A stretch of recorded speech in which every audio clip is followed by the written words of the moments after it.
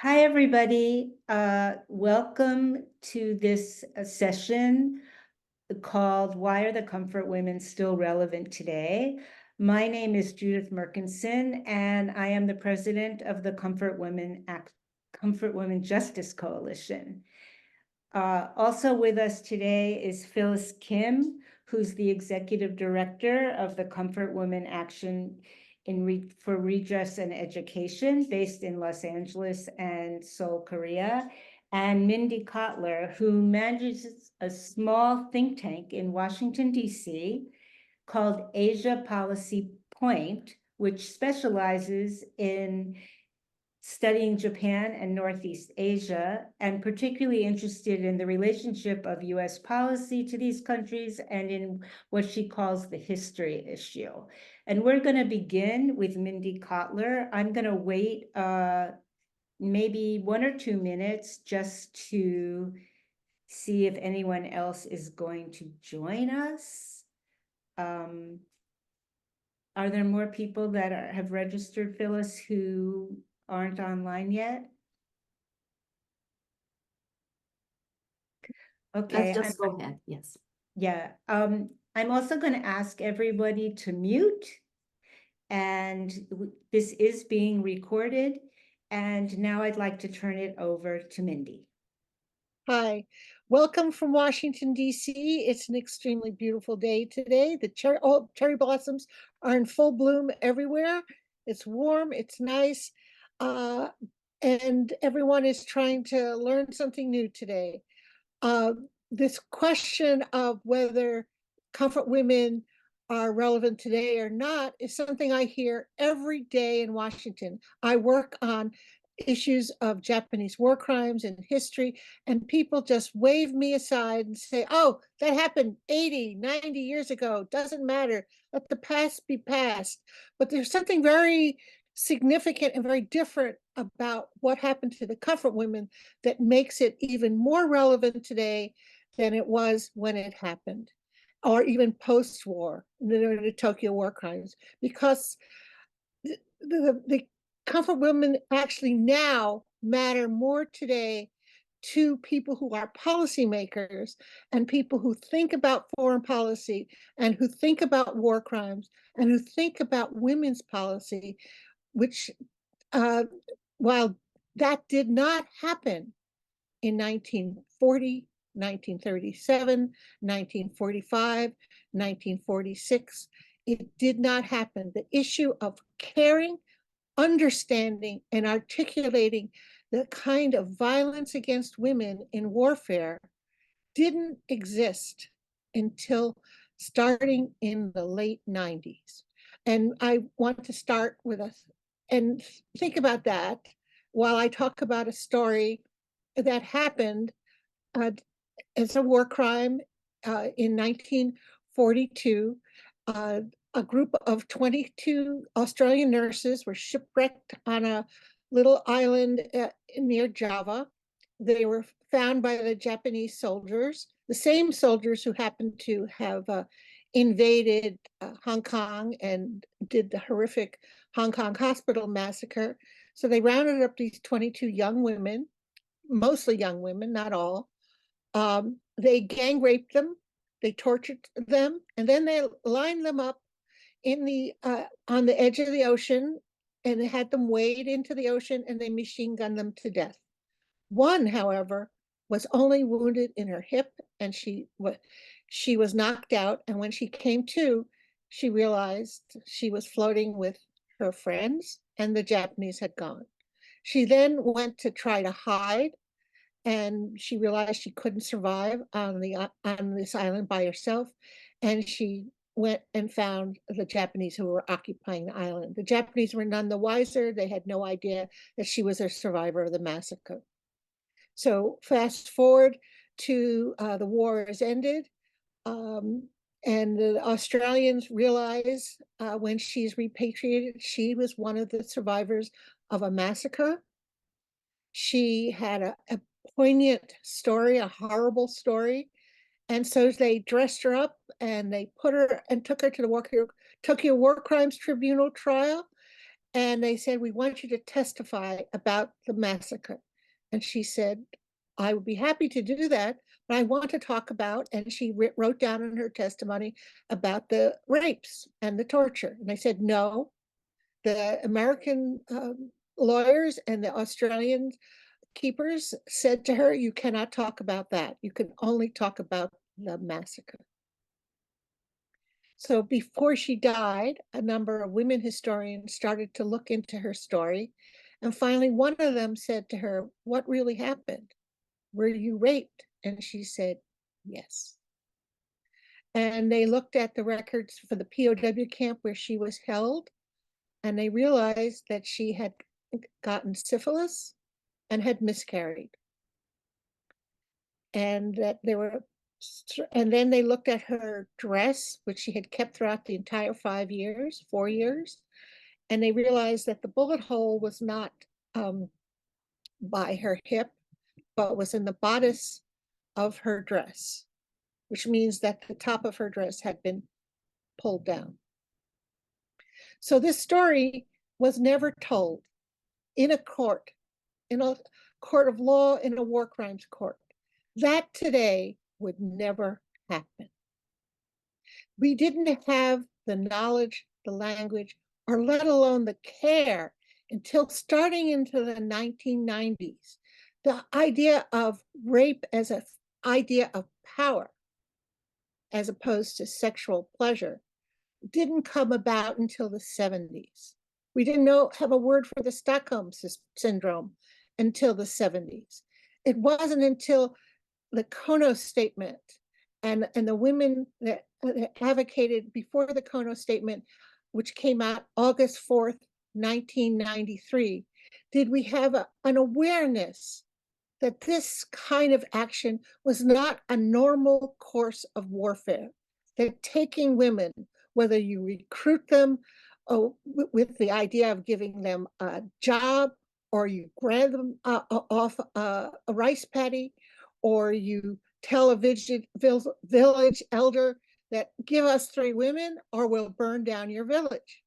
Didn't matter. This kind of sexual violence of warfare was just considered collateral damage. That's what happens in warfare. Don't fret, don't worry about it. It's not something that anyone can do about it. And in fact, the horrific story of Vivian Bullwinkle, who was the Australian nurse, is typical. The idea of rape, even though it was well documented in the UN War Crimes Commission throughout the war, it was not discussed in the War Crimes Tribunal in Tokyo. So until the 90s, and when Chief Cabinet Secretary Kono was willing to come out and say something very bad happened to these women, and it was inexcusable. And it wasn't until shortly after the statement in 1994 that the United States had a federal law saying violence against women is just wrong, and changed the laws about what violence and husbands can do with their wives, what about rape, that the victim wasn't victimized again. So we did start having an evolution of an understanding of where this kind of crime, whether it's in warfare, whether it's in domestic life in the country, our country itself. And then when you start, so you have to understand that this was never really a part of American foreign policy. The US foreign policy in 1995 was finally articulated. It had something called the NIE report, the East Asia Strategy Report, in February 1995, went over our commitment to Asia. There's no mention in there about the role of women, how women should be advanced, how they should be part of the reconciliation peace process. It's all about that America is still in Japan and in Korea and the Philippines and Asia to stay. You can rely upon us. You can rely upon our men and our guns. Interestingly enough, about 6 months later, There was horrific rape on Okinawa. 3 Marines had a ridiculous idea that they should just grab a 12-year-old off the street and gang rape her. So we had no policy really to deal with this. These 3 men were convicted. However, the Japanese wanted to convict them. And the irony of that is that the Japanese rape laws were not as tough as the Marine Corps, let alone American. So they got off with just a few years in jail because it wasn't, and in fact, it wasn't until last June, not even a year ago, that women had to articulate a no to be believed. But so now you don't have to, you can be passed out and you can be bound and gagged and your voice cannot be heard. Now you can go after the rapist. And there's a whole bunch of other nonsense which victimize the woman who was raped in Japan. And that, so they didn't feel that that was a crime either, especially in 1995. However, the Japanese government and the Okinawa government made a big deal, which they should have. So that was sort of pathfinding, that they are willing to defend this young woman. They are willing to go after these Marines. They were willing to say that this was unacceptable behavior. But then you have to understand 1995 was also the Beijing Women's Conference, where women finally stood up and said, enough is enough. We want to be involved in government. We want to be involved in the peace process. We want to be involved in things that are going to affect us, which is every lever of the economy, of security, and that we matter. Where Hillary Clinton got up and spoke for the women of the world, and that was a real defining moment. But then it wasn't until 2000, think about that, not even 25 years ago, that the idea of women should be involved in the peace process, in the reconciliation process, that their voice should be heard with UN Security Council Resolution 1325. It wasn't until 2000 was that passed. And then it wasn't until 2008, think about that the UN said that rape is a war crime, that rape is an act of genocide, that rape is unacceptable in warfare, that sexual violence in conflict is wrong. And it wasn't until 2017 that the US government took on the idea of including women in the peace process in foreign policy and in creating the idea of women, peace, and security. And it's not only until very recently that there's been people installed in the State Department and Defense Department and Homeland Security of officers to look at, officials to look at how to incorporate women in the whole process of security. So essentially, the comfort women issue is a now issue because we only now have the people, the language, and the tools to pursue what should have been pursued in 1945. Did I make 10 minutes? Hello? Thank you, Mindy. And now we're going to turn to Phyllis Kim, who's going to speak about the situation in Korea. And also some of the stuff that's happening in the US. Yes. Hi, everyone. Thank you so much for attending this important webinar. Let me share my screen. Okay, so thank you, Mindy, for a very good overview of what has been happening, the background, and the situation in the US is not very different from other countries, including Korea and other countries, in terms of how government values or not the women's voices and women's human rights. Well, so let me talk about Korea briefly. We cannot discuss the comfort women issue and its global impact without acknowledging the role of the grandmas who were in the forefront of the movement since the first breaking of silence by Grandma Haksun Kim, as you can see in the photo. Since her first public testimony, many grandmas came out and became activist leaders, not only in Korea, but also in many other countries, including the Philippines. But with the support from the civil activist groups and movement in Korea, Korean grandmas were able to become very active, traveling to Japan and United States and UN.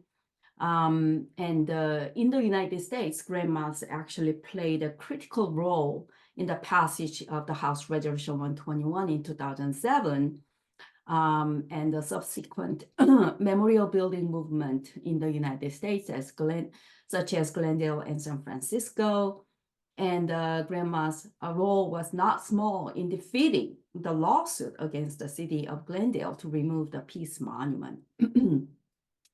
So currently, out of more than 200 grandmas who registered with the South Korean government, there are only 9 surviving grandmas in South Korea. But most of them are in sickbed and have difficulty communicating. Grandma Yong-soo Lee is the only one who is living independently and relatively healthy, but she will turn 96 in December of this year and cannot be very active anymore. So the situation in other countries, I believe, are the same or worse, and we cannot expect the grandmas to play any further role in the comfort women movement, I don't think. So let's talk about South Korean government. In general, the South Korean government has been supportive of the grandmas since the grandmas came out and started speaking out in the early 1990s. However, depending on the government and the nature of the government, more conservative administration, especially the President Park Geun-hye, struck a deal with Japan in 2015 without consulting the grandmas.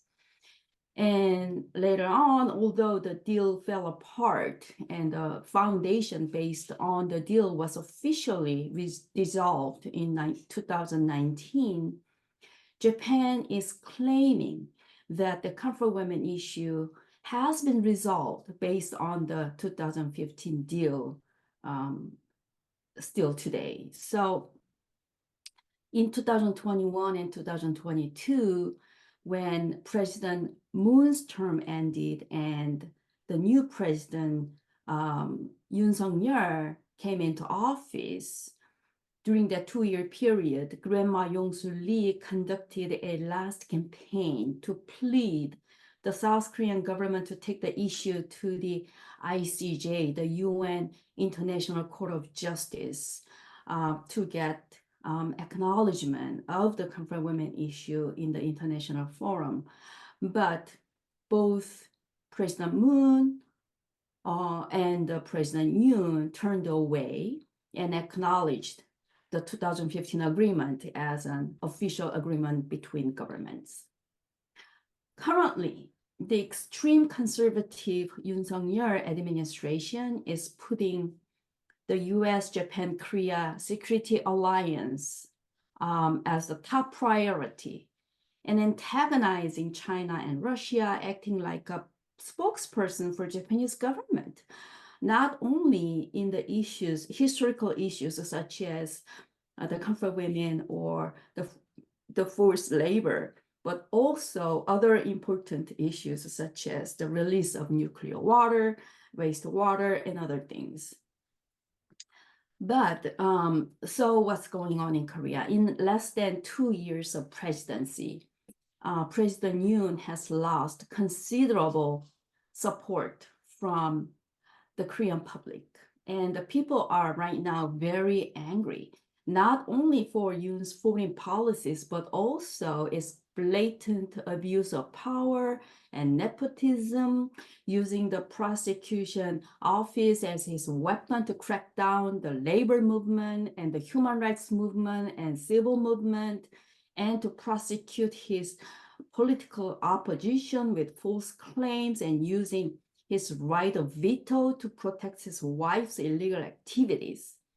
So in just a few weeks, Korea will have a general election, and it is anticipated that the opposition party will make a clean sweep in the National Assembly seats.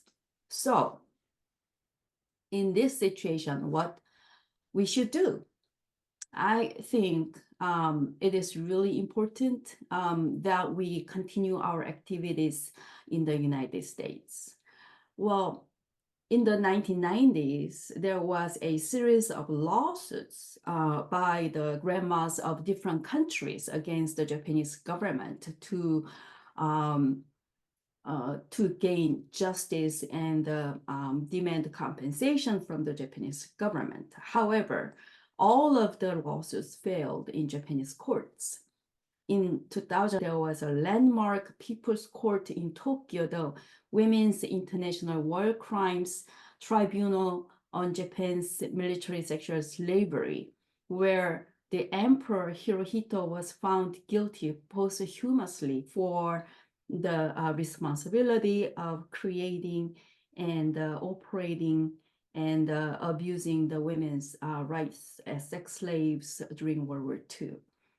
However, the movement lost its direction and depressed after the 2000 Tokyo Tribunal has ended until the House Resolution 121 passed in the United States and similar resolutions passed internationally. Subsequently, memorial campaigns spread like wildfire in the United States, and that invigorated the comfort women movement in the United States and beyond.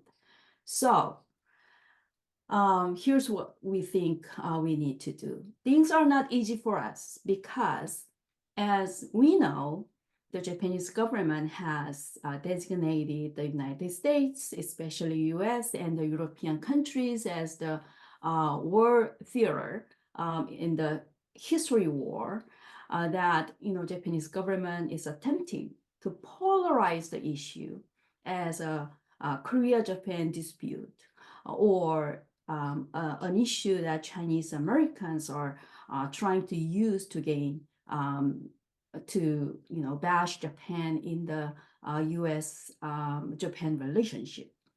And that's the excuse they're using to influence the American politicians and scholars and media to pull them on their side. And their attempt has been growing over the years. So unless we stay active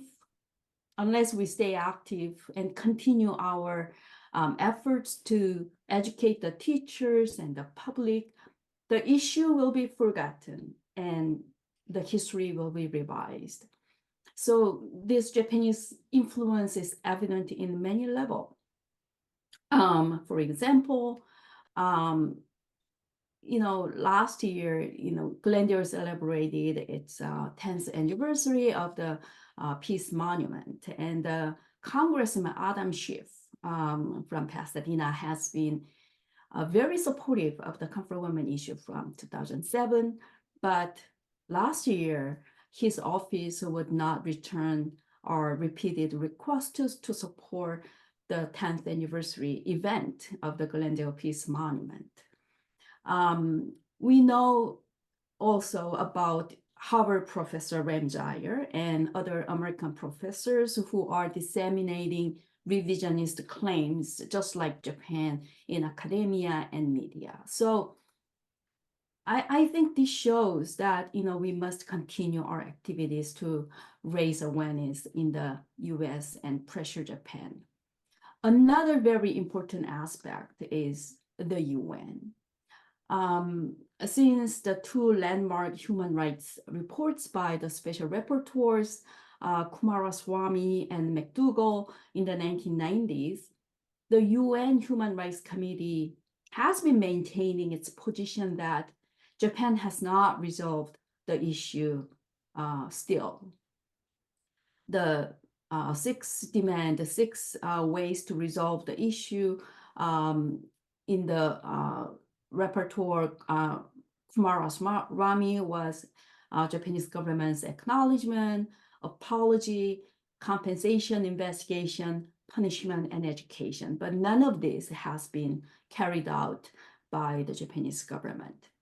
Most recently, according to the UN Human Rights Committee's concluding observation on the 7th periodic report of Japan, which was issued on November 30, 2022, says, and I quote, "The committee notes the information provided by the state party regarding its efforts towards addressing human rights violations against comfort women. It regrets, however, that the state party has made no progress with regard to the committee's previous recommendations and continues to deny its obligation under the covenant to address the continuing violations of the victims' human rights. It also regrets the lack of criminal investigation and prosecution of perpetrators and the lack of effective remedies and full reparation to all victims of past human rights violation," end of quote. And the report goes on to reiterate the committee's previous recommendations by laying out each action that must be taken by the Japanese government to resolve the issue. So I think it is really important for those of us, who are activists and supporters to continue to support UN to maintain its position on the comfort women issue and work together to pressure Japan. This is end of my talk. Thank you.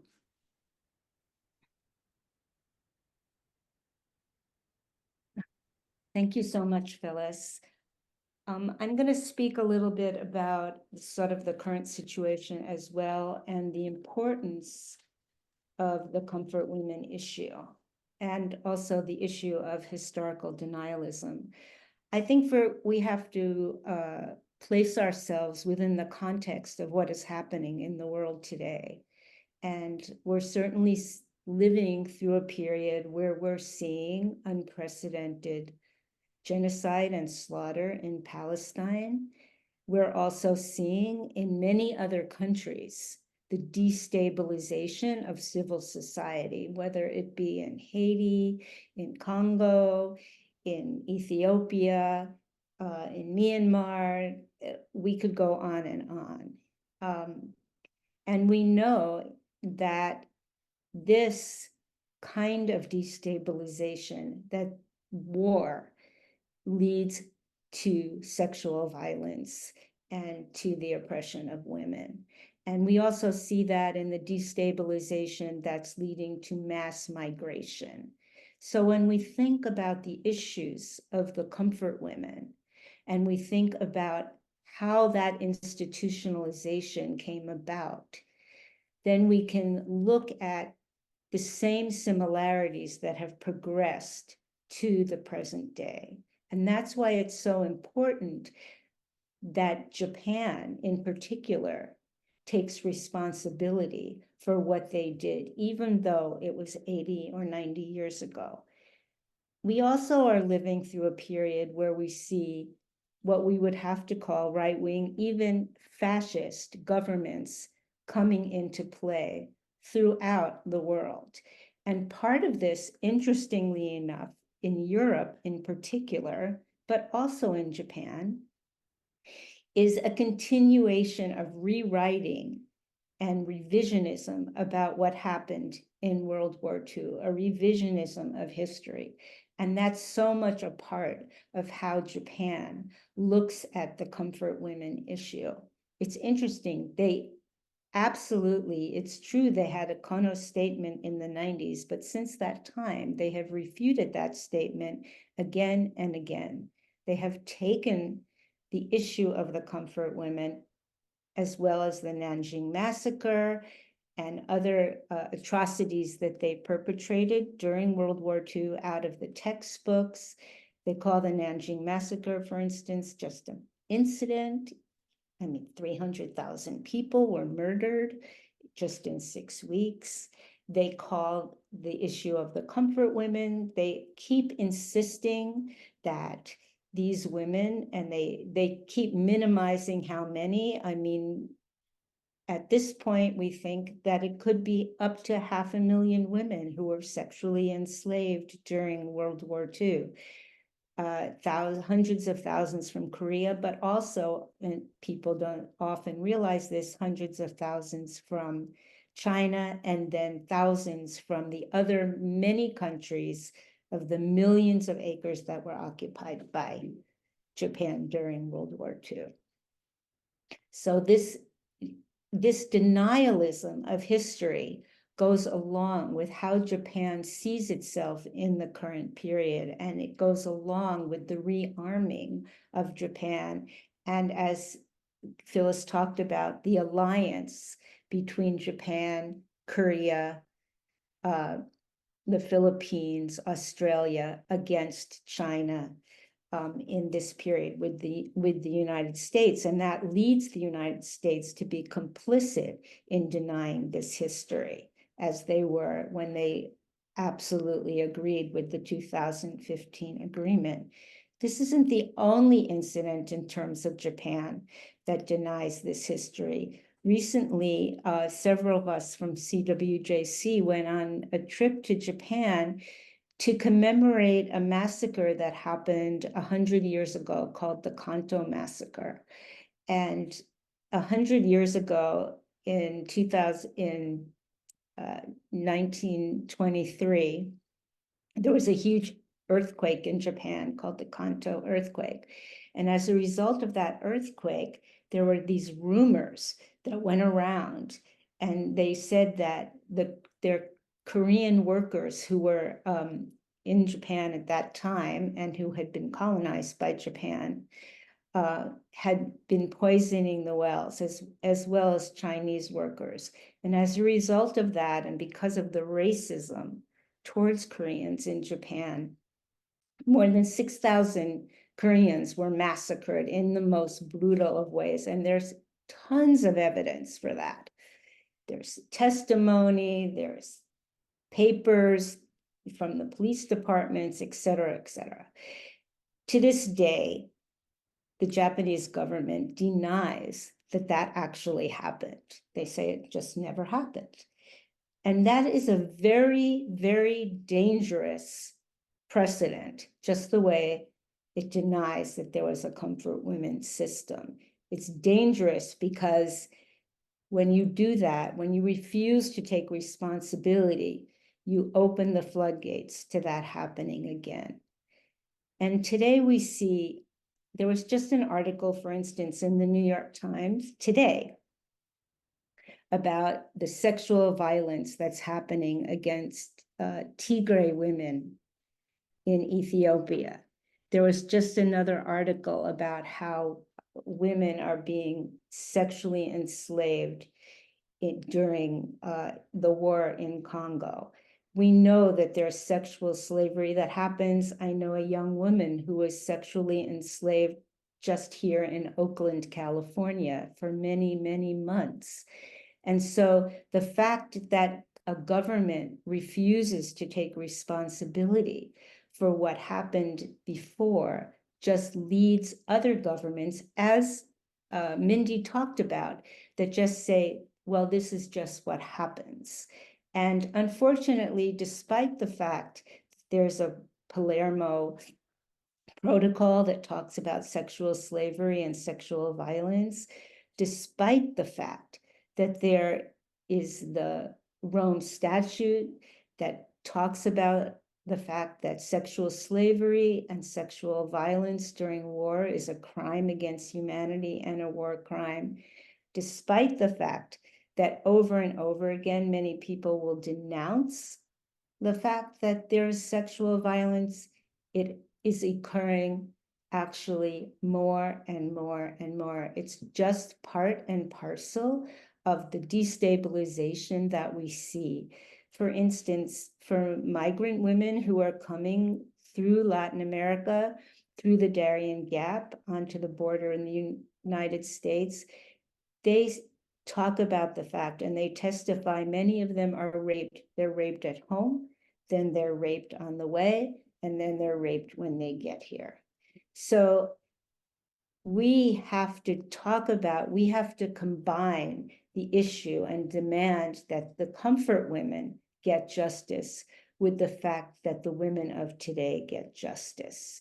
And it's the example of the comfort women, the fact that they spoke out and they were part of a huge women's movement that even produced the legislation and the attention that we get today, so that we know that the more that we struggle and the more that we talk about and make the links between the women of the world and the issue of gender violence, the more we will be able to change what happens. We cannot allow women to be treated and to be viewed just as things or animals. One of the things about the comfort women system is that the women were just thought about like pieces of toilet paper. They were just like, we need 100 women, we need 100 rolls of toilet paper.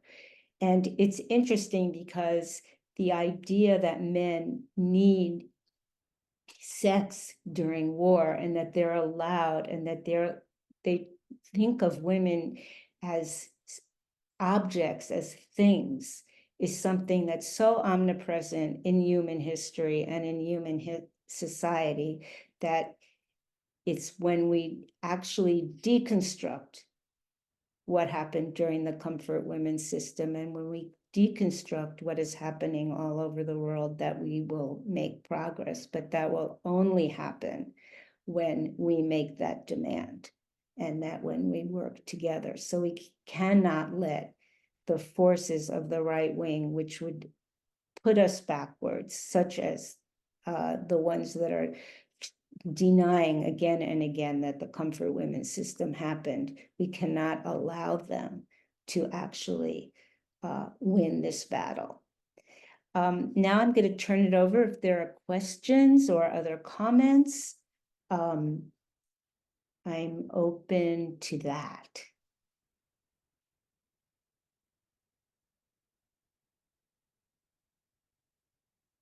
Or if the other panelists want to keep talking.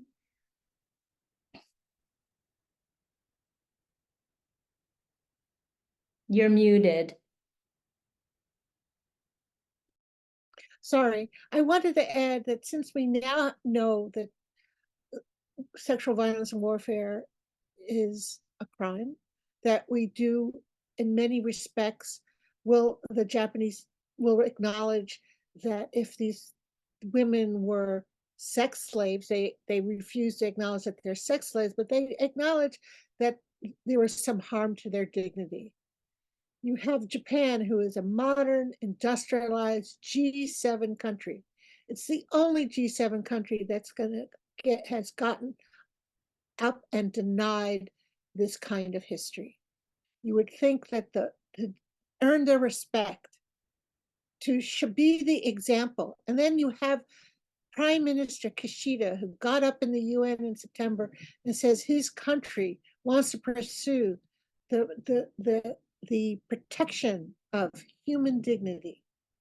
If there ever was an example where they can start, is with the comfort women, to show their sincerity, to show the honesty, to show that there is a new Japan that does and will respect women and advance women and show that it does atone for its war crimes.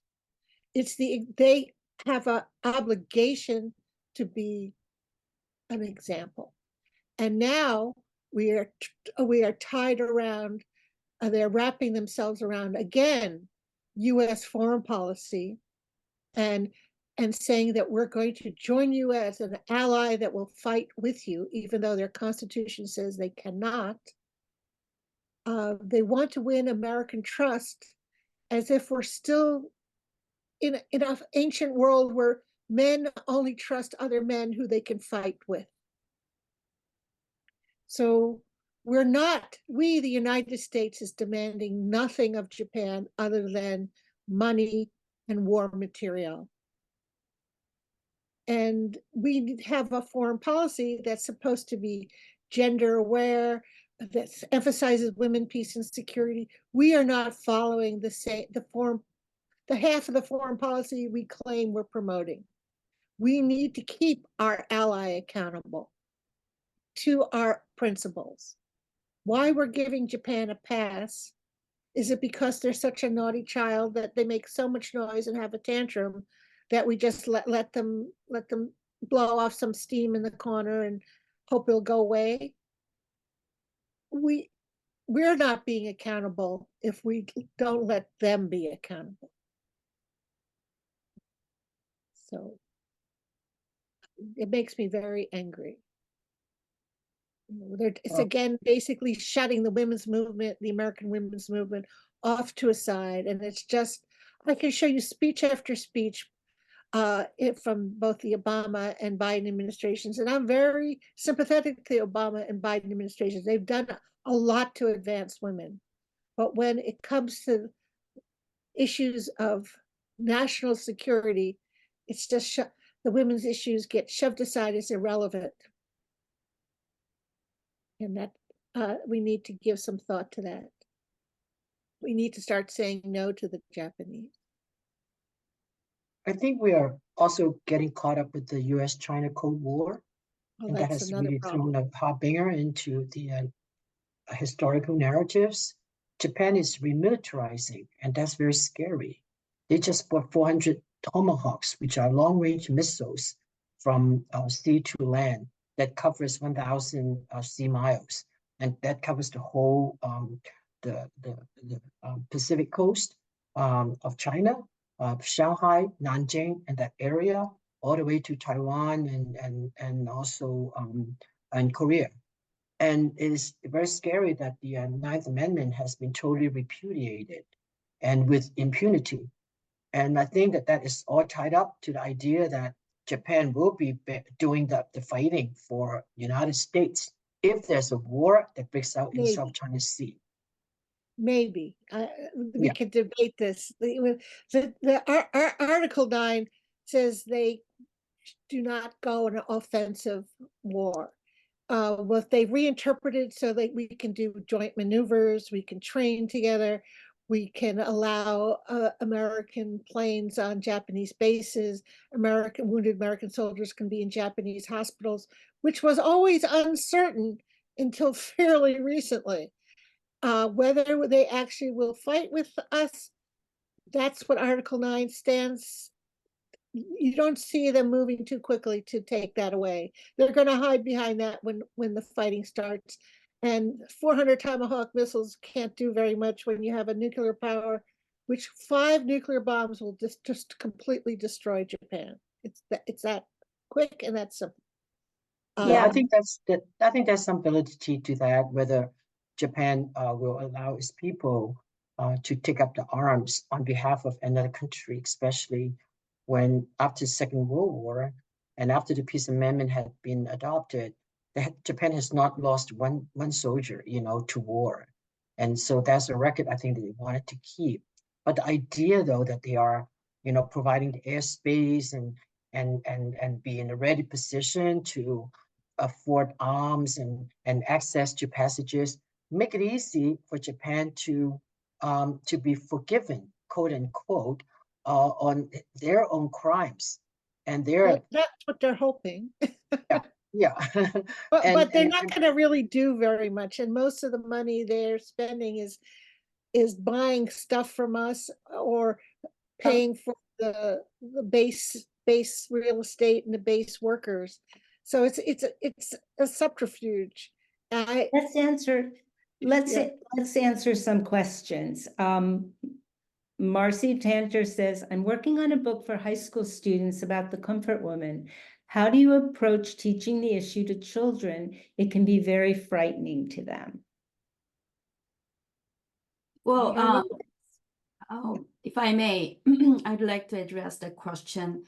Well, that is the focus that we've been paying a lot of attention to since the inclusion of the comfort women issue in the California history and social science framework back in 2016. And we've been working with different scholars and educators to create teaching materials and develop ways to teach this material to younger kids more easily. And we hear a lot of concerns, just like Marcy said. Also, Dayton also expressed the interest in how to approach and how to teach this issue to the young people. And I've been working a lot with Professor Jean Williams of University of South Dakota, who is in education department. And she's been creating very good lesson plans using, for example, artworks or memorials in the United States to talk about the comfort women issue without going to graphic details or without scaring the kids away. And I think these lesson plans can be very useful in the classrooms, and we can provide them to you. Please contact us. We can always be reached via email, and also we are creating the online archive at UCLA Center for Korean Studies that will have all these lesson plans and teaching materials online. And another thing I wanted to show is the ongoing Comfort Women exhibition, educational exhibition in Los Angeles. I'll just share a few photos with you. And this is the exhibition that is going on right now until July in the Museum of Social Justice. And as you can see on the left here, it is introduction and history and grandma's stories and some of the activities and the histories of activism and grandma's paintings, artworks, and the student participation over here. Students submitted artworks. And here are two more things that students created, such as this sculpture and this sculpture and things like that. So there are, many great ways to approach this issue, but what I want to emphasize is that now, the grandmas are really old and we are losing a lot of grandmas, and it's not going to be too long until we lose all the grandmas. So what we really need to focus, I think, is that we need to make this issue our own. We should not, view or talk about this issue as something that happened 70, 80 years ago, that it doesn't happen anymore, and it only happened to certain grandmas. No, it's, as Merck and Mindy and other people said, this issue is really relevant to what's going on right now. And, we need to show the connections between what's going on and the historical issues and how women's human rights are violated in times of war. And, that would be a good way of approaching and teaching the students. I'd like to respond to Marcy and Dayton also. Marcy and Dayton, I think you hit on it as to how important it is for the young people to take on this issue. And as Phyllis was saying, a lot of the grandmas are gone. Very few people are still around.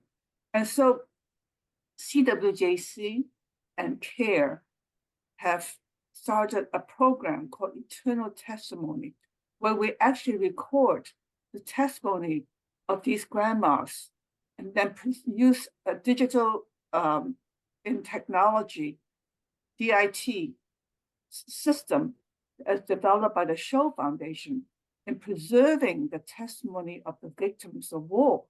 So this way, their testimony will be forever preserved and can be shown to future generations. As a judge, I find the testimony of an eyewitness to be the most convincing testimony and compelling testimony.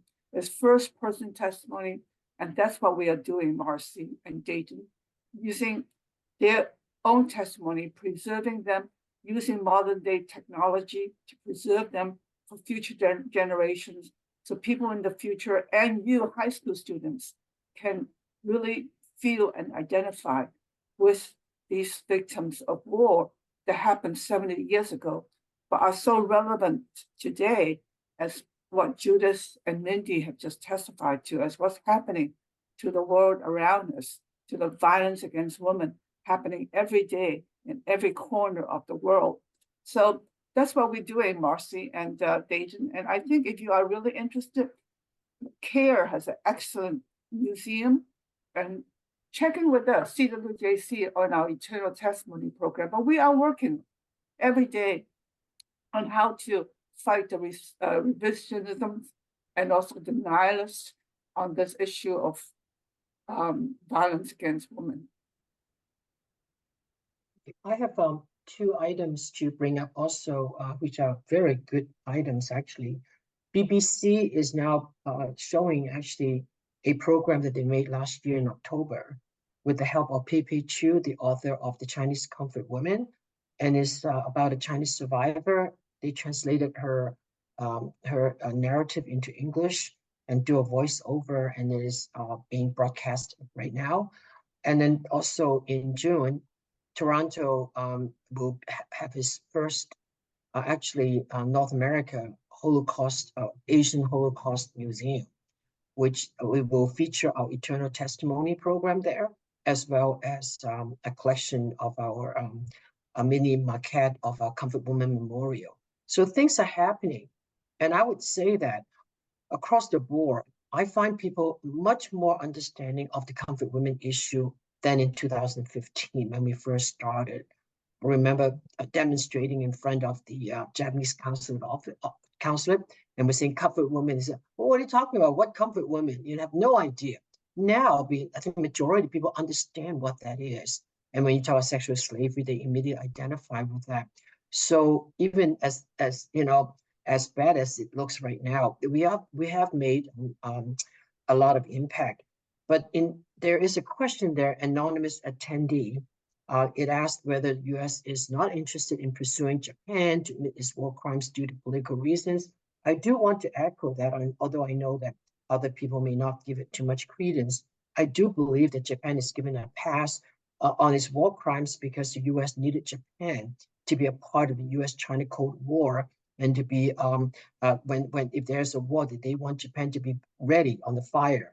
And I think that's one of the reasons why Adam Schiff, people like Kim, is now backing away from that. They're not interested in provoking Japan at all. Japan is seen as their number one partner in Asia in the event of any war. So right now they're just kind of like tiptoeing on this issue or even backing away from that. And I do see a very strong connection in the denialists, the growing of the denialists, because people are just not willing to hold Japan accountable like they used to. I think I'd like to agree with Mindy's earlier position that today, and what Julie just said, people seem to understand more about sexual violence against women than earlier days. So I think it is time that we connect the dots of what's happening in the past to what's happening in the present and what will happen in the future. You know, the anonymous attendee, everything is politics. Political reasons govern human rights. Unfortunately, humans are submerged in this whole politics. And I'm really very, very disappointed with Adam Schiff. Unfortunately, he may be our senator in the future because he's the only Democratic senatorial candidate that will be going against a Republican candidate who has no chance of winning in California. But you know, Mindy, you said that today we're actually better off than a few years in the 40s and 50s, and I agree with you. Maybe, who knows? So in terms of being optimistic or pessimistic, I think we can draw on both sides of the picture. I don't know if we're better, but I know if my daughter, who's 27, was in the position of Vivian Bullwinkle, she would have had a few words with the Australian and American prosecutors when they told her, no, you can't talk about this. That just won't happen. So we're willing to talk. We're willing to understand. We will say the word rape and sex, and it's a possible to talk about. It's Japan that's fallen behind, and it's the US for all the reasons that Judge Tang says. It's almost like Japan's the crazy uncle or the difficult child. You don't want to get them riled up because God only knows what they'll do. And I sometimes suspect that the United States and the Japanese themselves, policymakers, want the memory of wartime Japan to linger. It's one of their weapons. It's part of their arsenal, as opposed to having artillery and ships. And, you know, they have the third largest military budget in Asia. They have probably the third best Navy in Asia, but nobody ever talks about that. But one of the things in the arsenal is we could be back. That's pretty horrific. Well, the issue of sexual violence. I want to go to a couple of more questions just before we do that. And I'm going to read the question because people can't see the question. Much like the way too many Republicans turn to blinded Trump worshippers, American conservatives are naively deceived by history denialists with the excuse of the rhetoric of freedom of speech or academic freedom. This allows history denialists to spread lies and fake scholarship as free speech, even manipulating the next generation, as in the case of I don't know what's your wisdom and advice to fight against such nonsense, failure to honor the real meaning of academic freedom?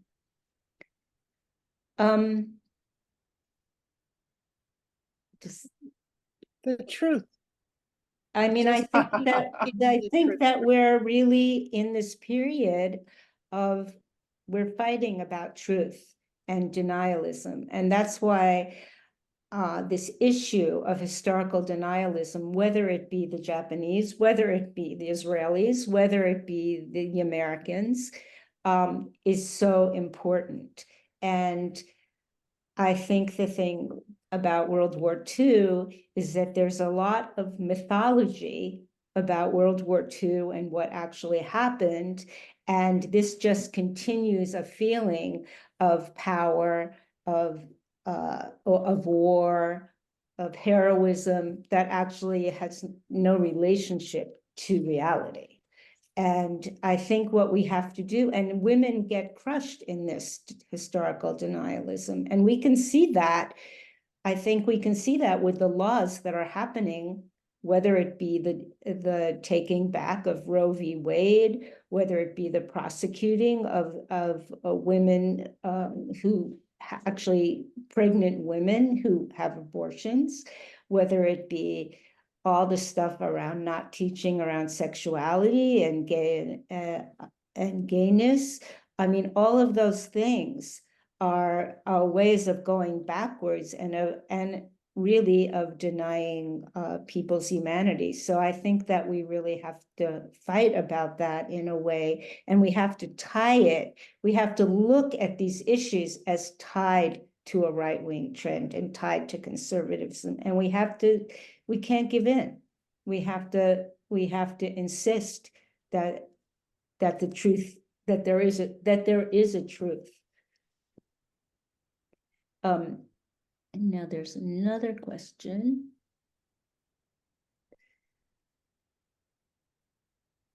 Is there a way to maintain the US-Japanese alliance while also renewing pressure on the Japanese government to fully rectify the comfort women issue? Yes, of course. We don't allow, we have to speak up more.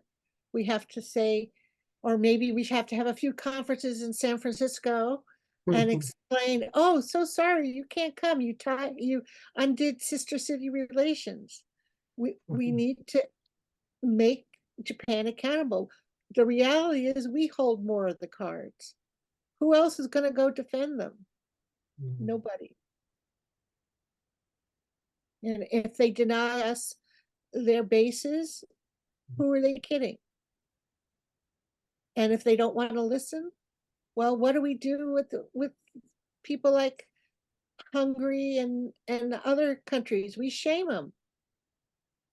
We just say it's unacceptable. It's unacceptable in this day and age that the chief cabinet secretary, former foreign minister, is the great-great-grandson of the founder of a company that signed requisition orders for Koreans, for Chinese, for American prisoners of war, and for Korean comfort women to come over to service the workers in his company.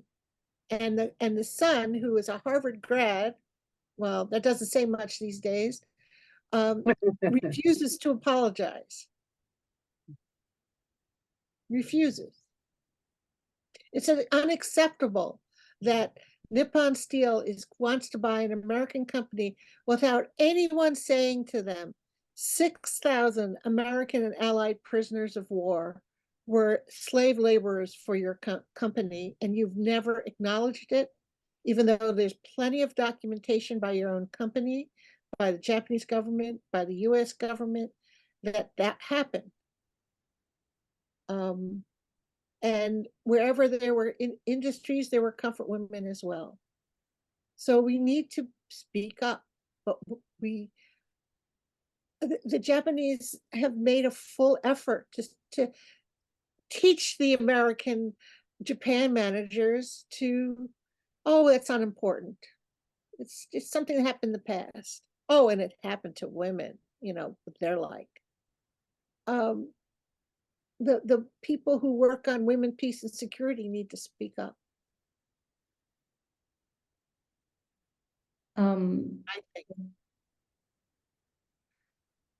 By the way, we have a demonstration going on in front of the Japanese consulate every month. I don't need that. I'm not leading that demonstration, but there's a guy called Steve Selzer, and he has a group of Japanese American women working with him. I participated in the last one, and this has to do with the Fukushima earthquake, where the Japanese government is still not taking care of the things and also leaking radioactive water into the Pacific Ocean, and where there's still homelessness, serious homelessness suffered by the earthquake victims, and the death and destructions was enormous. And there's very little that the government has been doing to help the victims. So I joined in on that demonstration, but he's been doing a demonstration every month. I mean, you got to give it to him. And very proud of what he did. And we got a lot of press coverage locally. Well, we have to figure out a way to make American policymakers a little less afraid of China. But China's not helping very much. And the North Koreans aren't helping very much. And the Russians certainly aren't helping very much. Well, China is not the enemy here. And I think that's a problem with so many of this world politics. If you look at the mass media, they always point to China. It's really Japan. I mean, let's be honest. Japan is the evil empire. then and still now. Well, I got involved in Comfort Women and Prisoners of War, these issues of war history, because I thought that the security environment in Asia would be better and healthier if Japan would make restitution and appropriate apologies and be more humble. And that would lower the tensions a great deal and make a lot of other discussions possible, instead of the undertone of racism that pervades these history issues. It would show, it'll go further than a lot of this nonsense diplomacy. And the reality is of the so-called 2015 Comfort Women Agreement, it's not an agreement. The Japanese nor the Koreans call it an agreement. It is 2 memos of discussion. You look on the Japanese website, it is probably the only Japanese, quote, agreement in Japanese modern diplomatic history. I don't know enough about pre-war, where no one signed a paper, nothing was approved by the cabinet, nothing was voted on by the Diet, that the texts, the 2 memos are different. So I don't know what they're agreeing on. I don't know how they even thought that was an agreement. They're only saying it's agreement because they've decided to say it's an agreement. They've agreed verbally to agree. Okay, sorry. Can I, sorry, Mindy, we have only about 23 minutes left. I'd like to see, Madame MC, whether we can come back to the issue before us, and that is, what can we, is the Comfort Woman still alive today, the issue, and what can we do to make sure the truth is told? And people have talked about have a conference in San Francisco again, United States. We've talked about statues, we've talked about eternal testimony, and so forth. But policy issues have been a real problem in our foreign government, in our government issue. How can we change that? How can we develop policies that will address these issues? So, Madam Chair, can we talk about some? I don't think that we can, what can we do to tackle this issue before us that we all agree is a problem? I think that the policy is going to, the only way that we're going to change the policy is if we fight against the foreign policy of the United States. It's not separate from everything else the United States is doing. It's an imperialist country. It has its interests. And we can see, whether you look at, we can see that women are used or abused according to its needs. A really good example of that is in Afghanistan, where they used the issue of women to go into Afghanistan. And when it wasn't good enough, when that didn't work anymore and they wanted to get out, they just got out, whether the women would be served or not. So I think the thing about, and the same about Japan, they'll give lip service, but they need Japan for their foreign policy interests. And so we just have to acknowledge that and say, and keep insisting, I think, that the issue of women, and as feminists, that the issue of women is completely intertwined with their foreign policy, that you can't separate out the issue of women from their foreign policy. And that if you're going to pursue certain things, that the women they can't, on the one hand, as Mindy said, they can't on the one hand tout women's needs and women's equality, and then on the other hand pursue policies that are completely and utterly against that. In other words, we need to team up with women's organizations. The big movement in Washington is women's foreign policy. There's a whole organization on a women's foreign policy headed by Lyric Thompson. There's Women in Foreign Policy, and also there's a list of progressive groups that influence foreign policy, that put out papers. We need to team up with them and make it sure it's in their agenda. That it's when they put out a women's foreign policy or when they criticize our policy in Asia, that this should be in it.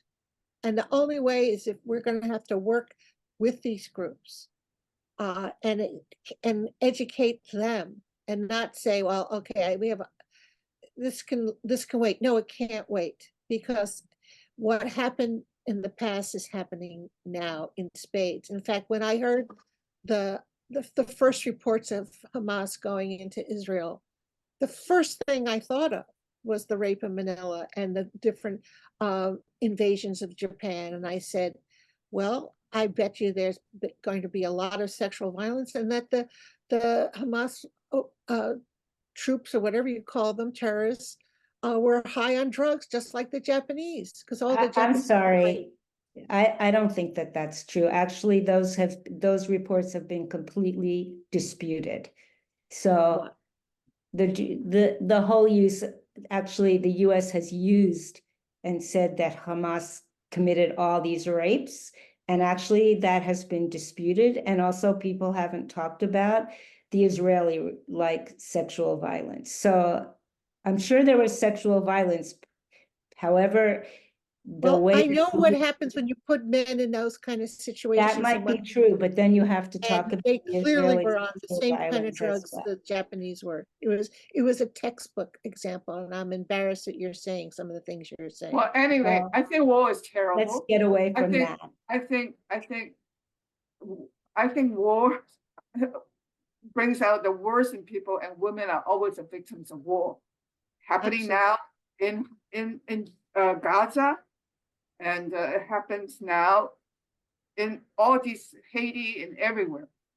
You know, we just have to work towards peace, like Julie said. Peace is what we need to pivot towards. No matter what you believe, we need to work on peace, however we can accomplish that. All right, Madam Chair, what else is we have less than. I think if there are no other questions, let's see. There's somebody with a question here that I thought was sort of interesting. We definitely have to make Japan, that's for the comfort women crime, but don't miss the issue with the geopolitical situation. Otherwise, we can never get what we want. I don't know, never mind. So Okay. I just wanted to just make one point here that Go ahead, sorry, Phyllis. No problem. Sometimes we feel helpless or powerless to see what's going on, without, beyond our reach of power. We cannot stop the sexual violence against women that's going on all over the world right now. And we feel frustrated, but let's not, because I think it starts from that one voice of breaking silence, just like Haksun Kim did. We should be those one voice of breaking silence, and we should believe in the power of one who will take in the issue as their own, her own, his own, and make voices, whether it be scholar, expert, activist, student, artist, whoever it is in their own position and capacity. I think there are many, many things they can do to connect what's going on, the horrible things that are going on right now in the world, with what happened in the past, and the courage. We have to remember the courage and the dignity of the grandmas that, brought this issue into the light and inspired so many people around the globe. We are inspired by the grandma's courage and strength and their activism, and we have to continue. We will continue, and we, ask you to join us or on your own. Don't be just a spectator. Just take a proactive position, and we are open to discussion as to what more we can do together. So let's keep the conversation going, and a conference in San Francisco would be great. And we are actually planning another great exhibition in San Francisco next year. So that will be another opportunity for us to have a nice conference too. So thank you so much, everyone. I think Yeah. Professor Marcy Tenter is also inviting some of you to attend her event in Texas, which is very exciting. So maybe Phyllis or Judith can take her up on that. Yeah, I wrote it down.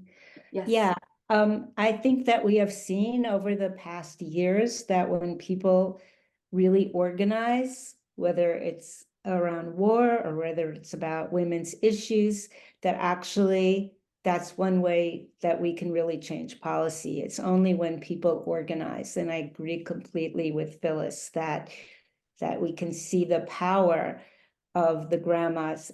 And there was another power of the grandma. The grandmas spoke out and their words like started so many things, but they were able to speak out because there was women organizing and there was a powerful women's movement in Asia. So there was this coming together of individuals and a movement together that could allow the grandmas, that gave them support, whereas before they were afraid. So those two things went together, and I think we can really be those people as part of a world movement against sexual violence and against war. And on that note, I think we should end. I think, what's the website for CARE?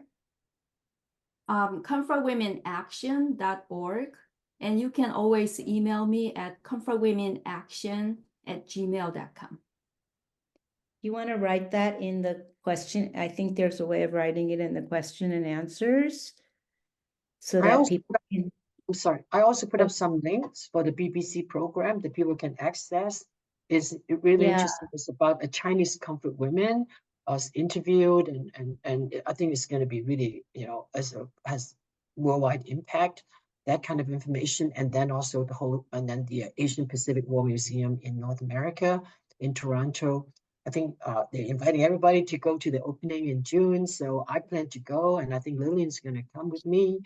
And we should really support these kind of movements that are ongoing. And if there's some new program that comes on about comfort women, watch it. I mean, bring up their views and share it widely. I mean, we should really leverage on what we have, which is the truth. And this is what we have, and justice going for us. And we're doing actually very well. We in the grassroots movements are the ones that really push this issue in the forefront and make the politicians confront them. And we should continue to do it. We should just absolutely continue to do whatever we can, regardless of the atmosphere, the political, problems.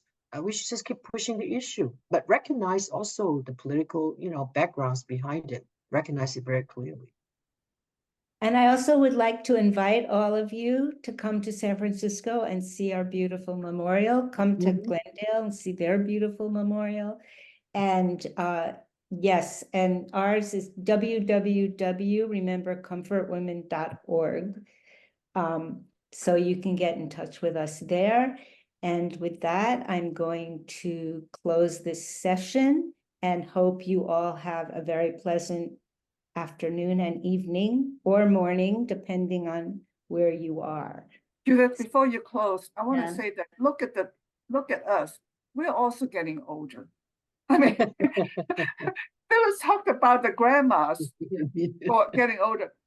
The activists in this movement, we are not any younger, and we need young people. So Marcy, get hold of young people. All the people who are writing in about yourself, we need young people to take over this issue. And that's what I get so frustrated when we see ourselves talking over and over again. We just need to get young people more on board. Absolutely. That's why education is so important. Yes. That's right. Absolutely. Okay. Bye, everybody. Thank you. Bye-bye. Thank you. Thank you for the program. Really, Bye-bye. it's nice Thank you, seeing you, Mindy, Mindy. and Phyllis and Judith. Thank you.